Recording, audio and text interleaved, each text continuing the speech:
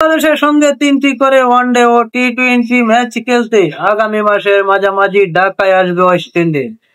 2 ফরম্যাটে 2টি সিরিজ মিরপুর ও চট্টগ্রামে অনুষ্ঠিত হবে। এই তথ্যই আগে জানিয়েছিল বিসিবি। তবে টি-20 সিরিজের সূচিতে পরিবর্তন এসেছে। আগামী 18 অক্টোবর প্রথম ওয়ানডে দিয়ে শুরু হবে 2টি দলের মাঠের লড়াই। এরপর 20 ও 23 অক্টোবর বাকি 2টি ওয়ানডে অনুষ্ঠিত হবে। 50 ওভারের এই লড়াইয়ের পুরোটাই হবে মিরপুর শেরেবাংলা ক্রিকেট স্টেডিয়ামে। সবগুলো ম্যাচ শুরু হবে দুপুর 1টায়। ওয়ানডে সিরিজ শেষ 24 অক্টোবর ঢাকা থেকে চট্টগ্রাম যাবে দল। নতুন সূচি অনুযায়ী বীরশ্রেষ্ঠ পাইলটে মতিউর রহমান ক্রিকেট স্টেডিয়ামে, সাবেক জহুর আহমেদ চৌধুরী স্টেডিয়াম। 3টি টি-20 হবে যথাক্রমে 26, 28 ও 31 অক্টোবর। সবগুলো ম্যাচ শুরু হবে সন্ধ্যা 6টায়।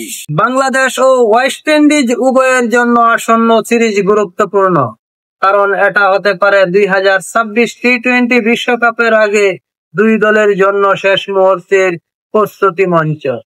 আগামী বছরের ফেব্রুয়ারিতে ভারত ও শ্রীলঙ্কায় যৌথভাবে সংক্ষিপ্ত সংস্করণের মেগা টুর্নামেন্টটি অনুষ্ঠিত হবে, যেখানে ডিফেন্ডিং চ্যাম্পিয়ন হিসেবে লড়বে ভারত।